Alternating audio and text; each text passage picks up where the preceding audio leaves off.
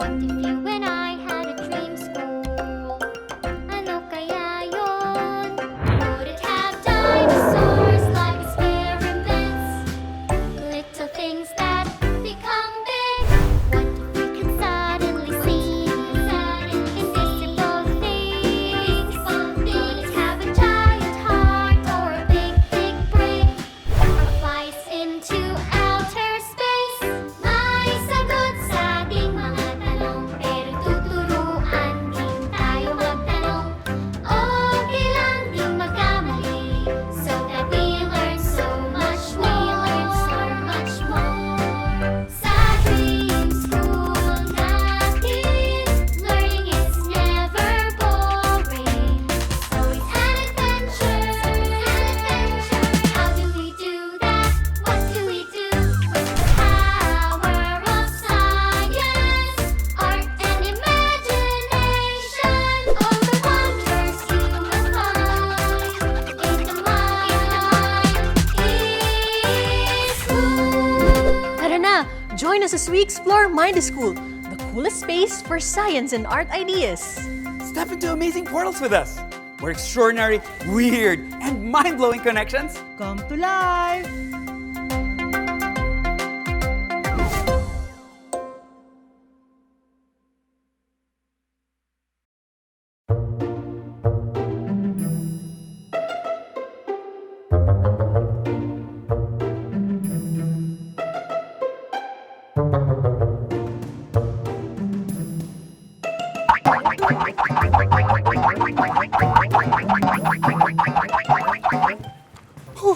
Made it in time, Manong G!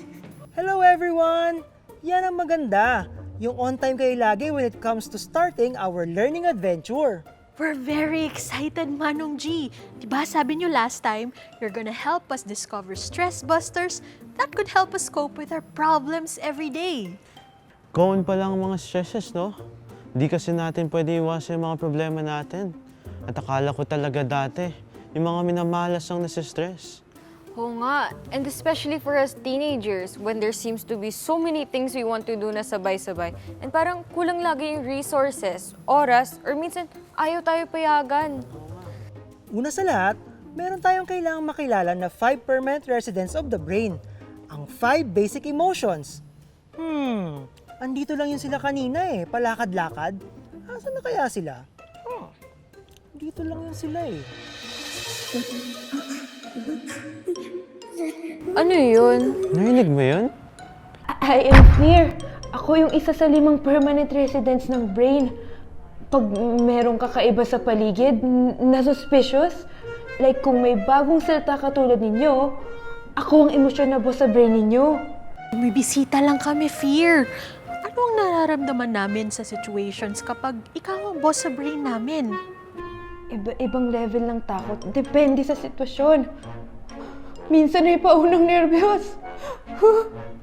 Like pag may test and I'm not sure kung enough inaral ko, lalo na pag-release ng grades. Oo nga. Or pag tinawag ka ng pasigaw ng parents mo and iniisip mo, ano kaya kasalanan mo this time? Ay! Panic! Panic ako niyan! Eh kung may super-duper typhoon na paparating, tapos natatakot ka na, tatamaan ulit yung school nyo. Nako! Horror and terror na ang level ng takot ko niyan. Naranasan ko na kasi yung ganyang bagyo before. So lagi ka palang naka-alert level, Fear. Oo naman. Pero kung wala ako, hindi kayo magiging alert sa paligid niyo. At pag hindi kayo maging alert, hindi kayo makakadesisyon if you will stay or leave. At baka makasama sa inyo yun. Kailangan ka pala talaga namin, Fear. Kasi kung wala ka, baka mapahama kami. Oo, kaya si Fear is a permanent resident. Isa siya sa 5 basic emotions ng tao. Depende sa sitwasyon, kahit ano sa mga emotions na yan ang dominante. Kaya kailangan nyo talaga ako kahit lagi akong ninenervyos. Wait, excuse me muna. Tago muna ako. Huh? Asan na? Where did he go? Hi. Basta, there's something that's not comfortable in here. Uy, Disgus! You're doing your job very well. Etong si Manong G talaga. Hindi lang talaga ako palagay dito. Meron akong hindi gusto pero hindi ko malaman kung ano. Ganyan talaga si disgust. Another one of the 5 basic emotions. Parang may amoy na hindi maayos. Ugh. At saka mainit dito. Hindi maayos yung temperature. Gosh, ang init ang pawis ko na. Unpleasant kay disgust yung smell and temperature dito. Oo, disgust yung emosyon ng pag-aayaw natin sa bagay, sitwasyon, tao, or mga pangyayari. So, parang opposite lang siya ng like button? Hoy, kung wala ako, sasang-ayon lang kayo sa lahat at hindi nyo makikilala ang mga bagay na hindi sang-ayon sa inyong panlasa, panghawak, pagtingin, pandinig, or pag-amoy. Oo nga, no? Katulad ng masamang amoy ng pagkain na panis na. O kaya, maruming tubig na bawal natin inumin. Oo na. Disgust, ikaw talaga ang emosyon na nagbibigay sa amin ng pakiramdam na ayaw talaga namin ng isang bagay, tao, or sitwasyon. Pati ba naman pandidiri? Yes, sakop ko yung pandidiri. Kadiri talaga ang mga sakop ko. Alis na ako at hindi ko talaga tayo pang amoy dito. Ew. Salamat disgust ha, kahit na ayaw mo sa amin.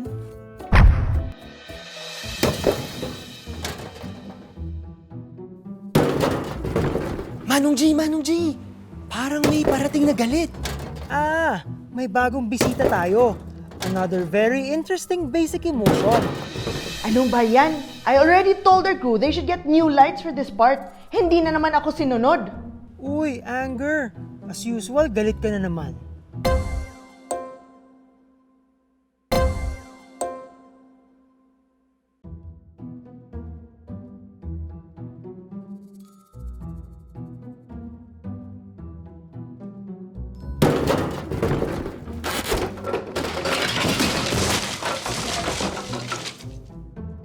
Anong ba yan? I already told our crew they should get new lights for this part.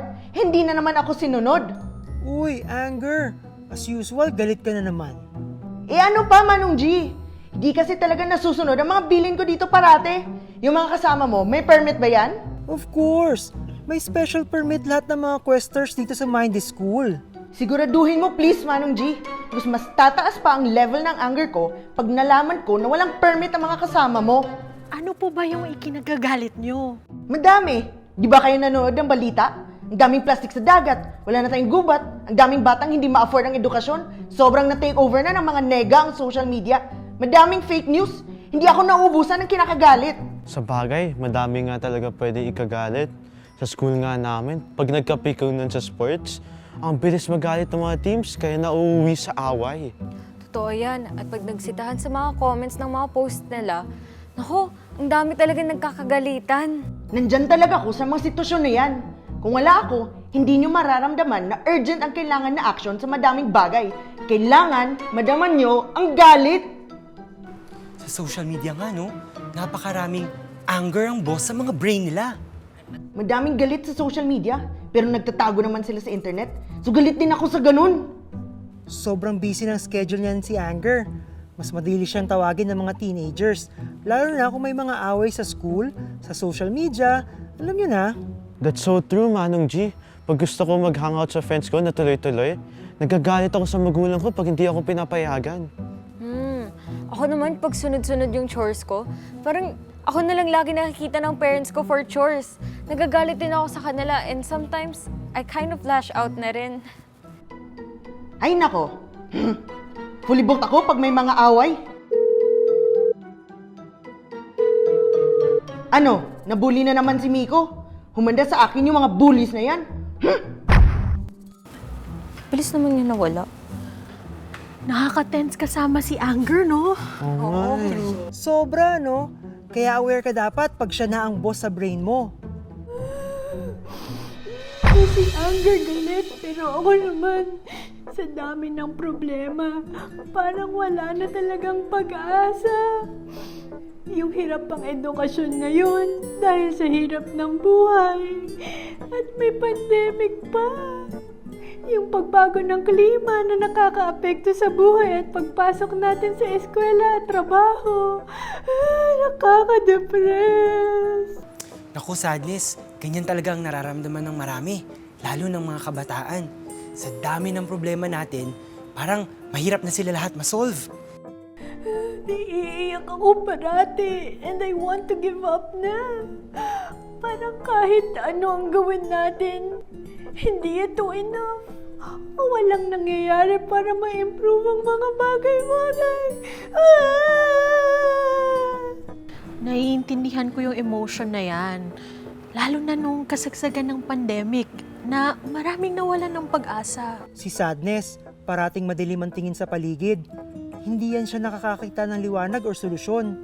Emosyon siya, so pag si Sadness ang boss sa brain natin, wala talaga tayong nakikita ang pag-asa. Wala na naman. Saan siya napunta? Pero, madaming dahilan para magkaroon ng pag-asa. Isipin mo na lang ang nagmamahal sa'yo. Kahit isa lang dun. Di ba dahilan na yon para di ka mag-give up sa buhay? Uy, sa wakas, dumating ka na, Joy!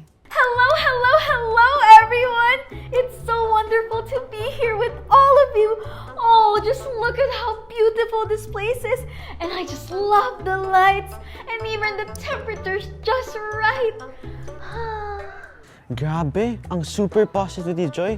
Ba't kaya ganun yung mga ibang emotion? Don't blame them. Ganyan talaga ang apat na mga kasama ko. Parte sila talaga ng emotional barkadahan namin ng kahit sinong tao. Oh, so lagi kayong lahat on standby sa brains namin? Yes, girl! Ganun talaga ang mga kasamahan ko. At ako naman, ganito talaga. I'm always upbeat. Pero napaka-importanting nakilala nyo kaming lahat at naging aware kayo kung paano kami bilang permanent residents sa inyong brain. So that's why you guys are called the 5 basic emotions. You guys are the permanent residents of the giant brain. So ibig sabihin na sa brain nyo kami parate? Tama ka dyan! Madalas din, yung nararamdaman nyo ay mixed emotions. Yung combination ng 2 or more namin. Part ng pagiging tao natin magkaroon ng halo-halong emotions. So, hindi pwedeng ikaw lang ang nararamdaman namin, Joy, kahit na masaya ka lagi and positive? Oh, no. Hindi pwede. Kasi, pag puro joy or sobrang joy lang parate, kulang din ang pagdaman nyo sa mga sitwasyon or sa mga tao. Kasi sa buhay, depende talaga. Hindi lahat ng sitwasyon sa buhay ay ikasasaya nyo. Kaya importante na we acknowledge all these emotions and their combinations pala. Yes!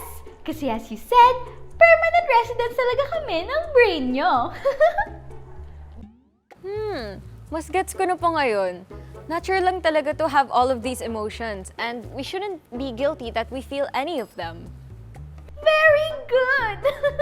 Tama ka dyan, girlie! So, sino-sino na nga yung mga nakilala nating permanent residents of the brain? Yung 5 basic emotions?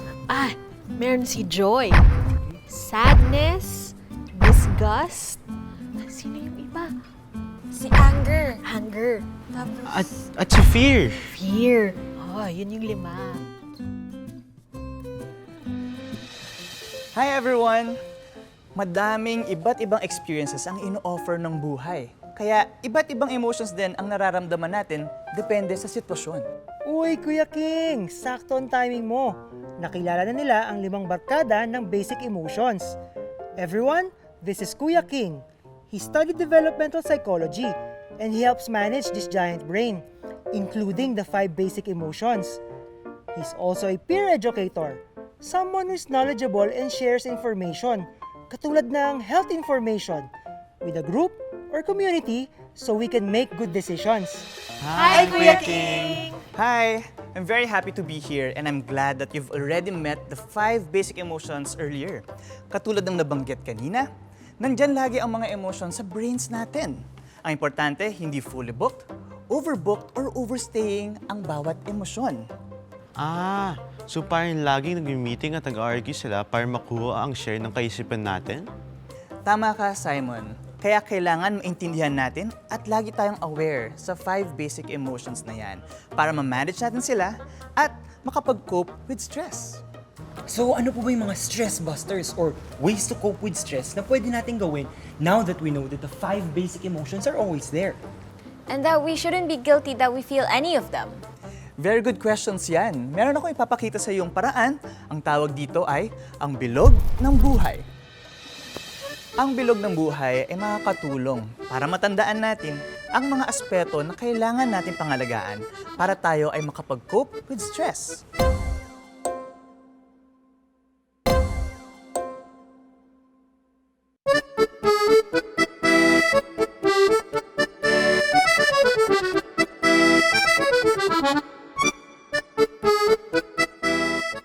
Ang bilog ng buhay ay makakatulong para matandaan natin ang mga aspeto na kailangan natin pangalagaan para tayo ay makapag-cope with stress. Bilog ng buhay. Yeah, I can remember that. I'm glad that you find this helpful, Simon. Ang mga damdamin, yung mga emosyon na na-meet nyo kanina, ay minsan hindi napipigilan. Pag bumigay kayo dito sa kahit anong damdamin, baka meron kayong magawa o masabi na pagsisisihan ninyo. Kaya dapat, aware kayo sa mga emotions na yan. Oo nga po, ang hirap ibahin ng pakiramdam kasi bigla talaga siyang sumusulpot kahit hindi mo tawagin. Tama ka dyan, Kyra. Ang paraan para maiba ang damdamin ay ibahin din ninyo ang pananaw ninyo sa sitwasyon. Halimbawa, meron na ba kayong na-experience sa social media na meron kayong naramdaman pero umiba ito nung nagbago rin ang view ninyo? Meron po akong experience na ganyan. Before, every time I post something that my parents gave me or a special place that we went to, there's always this one friend that criticizes my post. Sinasabi niya nagyayabang daw po ako. I was already feeling anger then dahil panigo na naman yung mga posts niya. I remember that friend. Kyra told me about that friend who I also know. Diba, Kyra, I told you, yung parents niya have been away since we were elementary, so no one really acted as a parent towards our friend. Siguro lonely lang siya. Instead of getting angry, I kind of felt sympathy for her. Kasi wala nga yung parents niya, kaya ganun yung mga reactions niya sa akin. So, I told my mom and she advised me to reach out to her. And then I asked my parents if I could invite her over for dinner. And ever since then, she's been coming to my house so we could do schoolwork together. See, Kyra? Nag-iba ang emotions mo dahil nag-iba rin ang pananaw mo sa sitwasyon ng friend mo. Wow! Na-avoid maging fully booked si Anger dahil naiba mo ang pagtingin mo, Kyra. Yes, Kuya Mario. Ngayon ko lang naisip na malaking bagay pala yung natutunan ko na yon. Yes, isa pang napaka-importante ay ang sarili mong kakayanan at tulong mula sa iba. Pag sobra ka ng stress sa isang problema, isipin mo saan ka magaling at paano mo nakayanan ang mga dati mong problema. Ay, napakahalaga niyan. At kung marami ka ng experiences sa buhay, marami ka na natutunan kung paano haharapin ang mga challenges sa buhay. Importante din na mag-reach out ka sa mga nagmamahal sa iyo. O kaya naman sa mga professionals para matulungan ka. Hindi nakakahiya ang humingi ng tulong. Ako, I admit, nakakalimutan ko humingi ng tulong. Kaya minsan, sobrang tambak na ng challenges at nalulunod na ako bago pa may makapansin na kailangan ko pala ng tulong. Naku Mario, dapat talaga conscious tayo na walang masama kapag hihingi tayo ng tulong para makayanan natin ang sobrang stress. Maintindihan naman yan ng mga kaibigan mo sa trabaho. The next one is kapwa. Naisip ko mga kasama ko, kagaya ng mga friends ko. Nakakatulong talaga makawala ng stress pagkasama ko sila kasi sobrang saya ng mga kwentuhan namin. Totoo yan, Simon. Being with the people where you feel you really belong ay nakakatulong sa pagbawas ng stress. And don't forget, kasama dyan ang kapaligiran. Nafe-feel ko po talaga yan. Nakakaalis talaga ng stress ang malusog na kapaligiran. Kapag nasa outdoors ako at maraming puno, malinis ang hangin at tubig, nakakawala ng pagod. Stress buster din talaga ang nature experiences. Sakto, Mario. And please don't forget that eating healthy food, having enough sleep, and regular exercise are also big stress busters. Oh, narinig niyo yun ha? Lalo na kayo, Simon at Kyra. Pagbata kasi akala nyo okay lang kumain ng junk food at magpuyat. Kasi akala nyo, pagbata pa, pwede yan. Oo nga po. I can handle stress better pag kumain ako ng healthy at natulog ako ng maaga. So proud of you, Simon. Now you see that eating healthy foods and sleeping well are stress busters. Definitely, Ate Mikey. And let's not forget yung tinuro mo sa akin, Kuya King, years ago. Yung mindful breathing. Ah, yes, Manong G. Yun yung nakita namin ginagawa nyo. Ginaya ko pa nga kayo eh. Siguro, maganda that we demonstrate it together. Sige nga, subukan natin. Huminga ng malalim paloob at palabas. Dahan-dahang huminga ng malalim at palabas. Wow, ang relax na ng pakiramdam ko. Ako din, Mikey. Ang laking tulong pala nito. Imagine, stress buster pala ang tamang paghinga. Yes, that kind of mindful breathing gives the brain the signal to relax. Kaya nababawasan talaga ang stress levels nyo. Oh, eto na tayo sa kabuluhan. Ang ibig sabihin nito, dapat may meaning ang buhay nyo. May purpose. Pag may meaning ang buhay, matitiis ang mga sakripisyo at mga problema at mga stress na kasama nito. Ay, kasama din po pala dito ang pananalig. Yes, Mikey. Kung nakakahanap kayo ng kahulugan sa pananalig, pag nagdadasal kayo, bumubuti ang pakiramdam nyo pag naniniwala kayo na may nakikinig sa inyo at may handang tumulong sa tamang panahon. Magiging mas mahinahon kayo. Ako po, makahulugan po sa buhay ko yung makatulong sa parents ko sa mga chores and mag-work as long as kaya ng schedule ko. Gusto ko din po talaga mag-bake. Passion ko po yung baking eh. Kasama din po ba yun? Of course, Kyra. Basta nagkakaroon ng saysay ang buhay mo at nakikita mo kung para saan ang mga pinaghihirapan mo. Nakatulong talaga ang bilog ng buhay sa pag-isip kung paano tayo makakope with stress. Muna ang pag-isip ko ngayon sa mga paraan para maiwasan ang sobrang stress. Maraming salamat po talaga, Kuya King. Iba po talaga pag napagpayuhan ng professional na napag-aralang mabuti ang mga kaso at ebidensya on how we can deal with stress. Tama, Mario. Hindi lang yan haka-haka. Nakita talaga sa totoong buhay na ito ay mga paraan para magbawas ng stress. Thank you talaga, Kuya King, for a very mindful experience. Wait, Kuya King. I have one last question. Are there bad ways of coping? That is a really good question, Simon. Meron. At isang grupo nito ay SAD. SAD? SAD? Yun po ba yung namit namin kanina? Hindi, Mario. Ibang-iba itong SAD. Ito ay may 3 personalidad. Ang S, sigarilyo, A, alak, at D, droga. Napaka-importanting malaman nyo yung mga SAD na yan. So yan ang focus natin sa next adventure natin. Ang dami nating natutunan sa ating adventure today. Now you know the 5 basic emotions, how to manage them, and some ways to cope with stress. Sobrang curious ako sa susunod nating adventure. Excited na rin ba kayo sa next learning adventure natin? See you again next time dito sa Mindy School, where learning leads to a better normal.